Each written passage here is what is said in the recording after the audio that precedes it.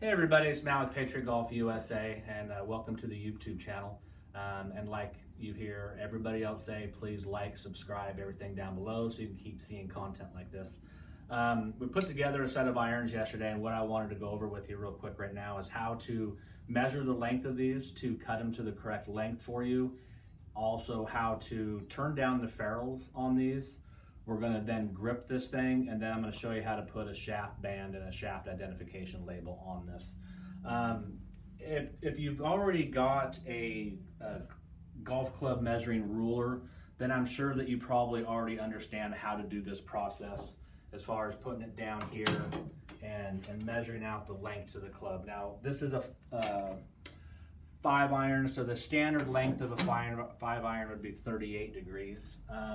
And quite honestly, unless you are very tall or very short, you're not going to fluctuate that much on length. Just because you're tall doesn't mean you need to go an inch, inch and a half, 2 inches long.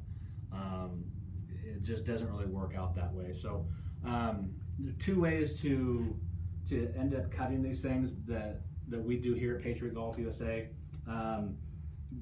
Measuring and marking about an 1/8 of an inch under what the finished length is going to be to make up room for the butt cap on the grip is one way to do it. If we have somebody that has a tendency to holding the club at the very end of the club, which some people do, then I'll actually cut the club a 1/16 of an inch longer so that they just get a little bit of extra there.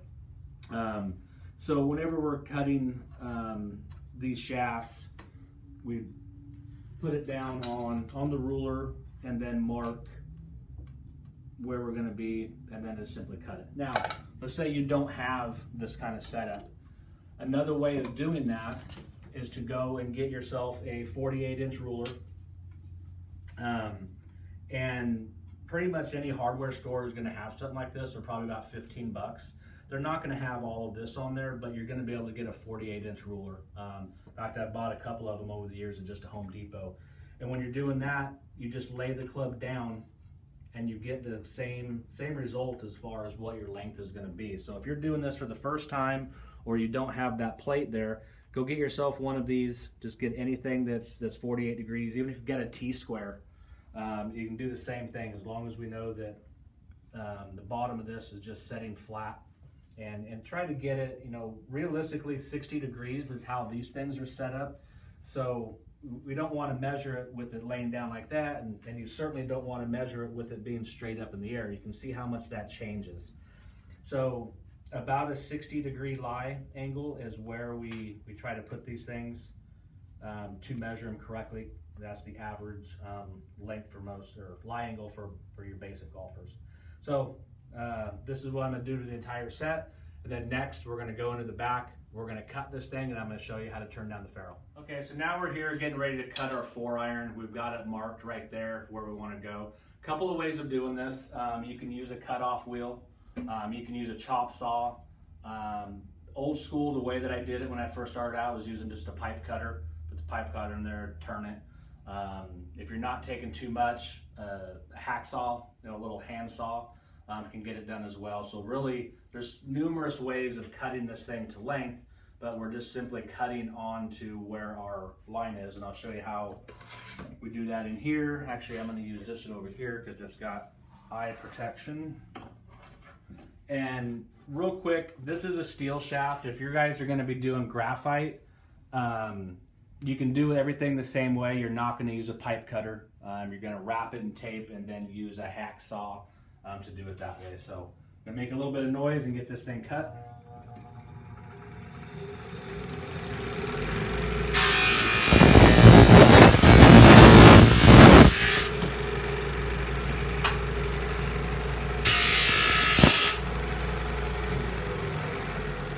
Okay, so we got that cut, and a lot of times when we're doing the steel, I'll just roll it onto that just to get rid of any of the little burrs that we have there. Now, this point here, I know this is where a lot of club builders and people that want to do it themselves, sometimes this is where the process stops. They don't have the ability to turn these. Now, there's not a lot of ways to turn these correctly. Again, if you're doing it by hand, I really don't know. You can take some sandpaper and just lightly put it into a vise and take some sandpaper and just start going around lightly, and then towards the end have really fine paper to where you don't have, where it's not roughed up. In the end, we're still using acetone on this to make it shiny, and I'll show you on the next step on how to do that. But for a person that does more of these, I need a new belt here, don't want to see that. You can get what's called a ferrule turning belt. So this belt is specifically for ferrules. It won't take paint off of the club, it won't take the finish off of the club or graphite. It's only going to lay into this plastic here and turn that down. So what we do here is we get this in, good on that side or here, and we're going to put this in to where this is just kind of barely hitting that belt. So this one I'm going to get into it a little bit more so we have a little bit of resistance. And when we go into this, the key is to turn this thing consistently. If I just go in with this and just hold it there while it's turning, you're going to create a flat spot. This takes practice. I recommend just getting some old clubs that maybe the ferrules are already turned down, but turn them anyway. So we're going to put this in there, we're going to hold this thing down and just simply turn this and then stop, and then we're going to feel. So what we're going to see is this spot here is going to get perfectly flat with this ferrule, and that's the whole point of turning down the ferrules. It's all for appearance. It has no effect on the club. This is appearance only, but as you can see, that doesn't look good. So we're going to turn this down.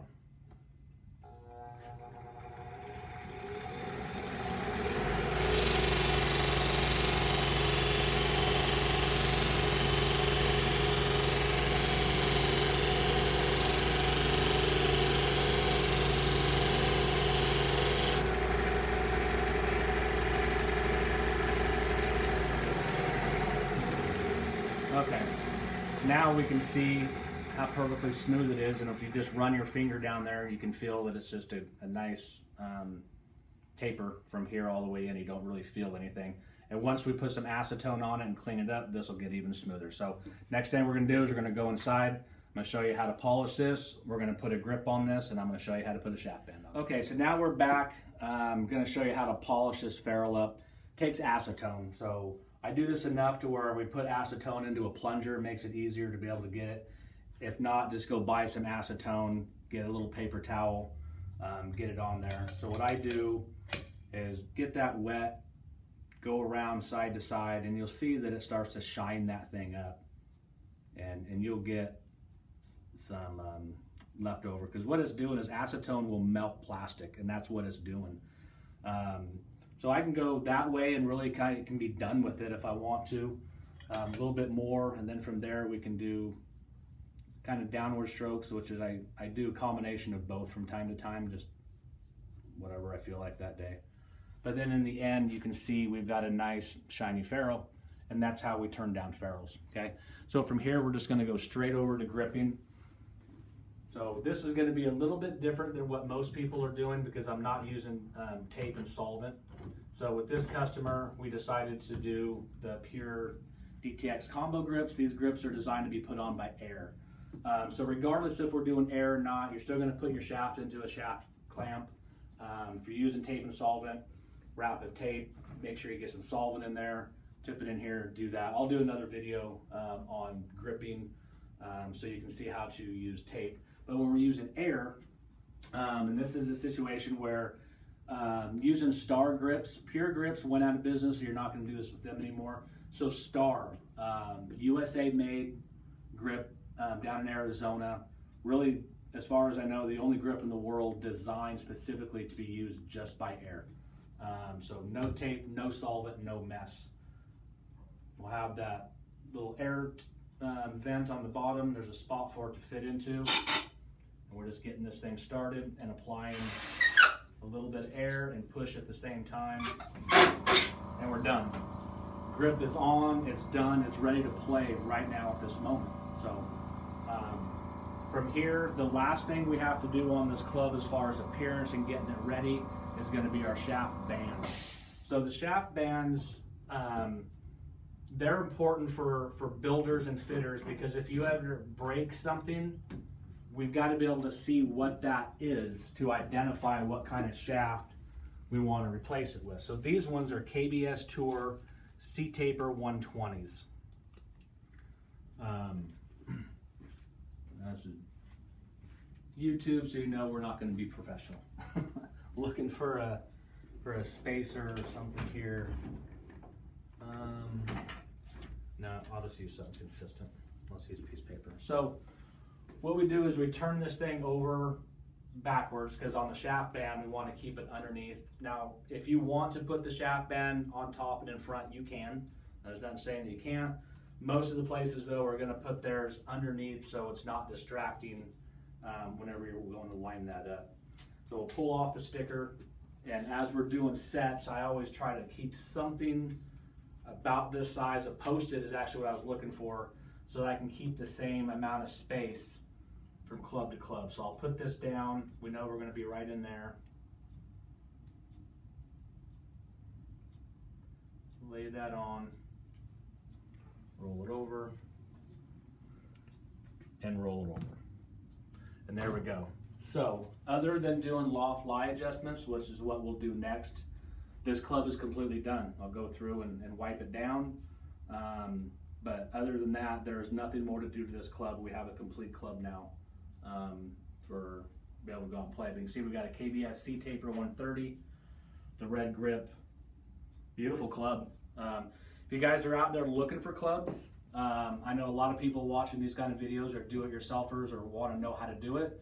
However, if this is still something that you don't feel like you want to do and you want me to do it, and you have the stuff, send it to me. I'll put it together for you. Or if you don't have the stuff, get a hold of me. Message me at the bottom. Let me know what you want, what you're looking for, and I'll do a full build for you. I'll video it for you if you want, so you can see how I built your clubs. All right?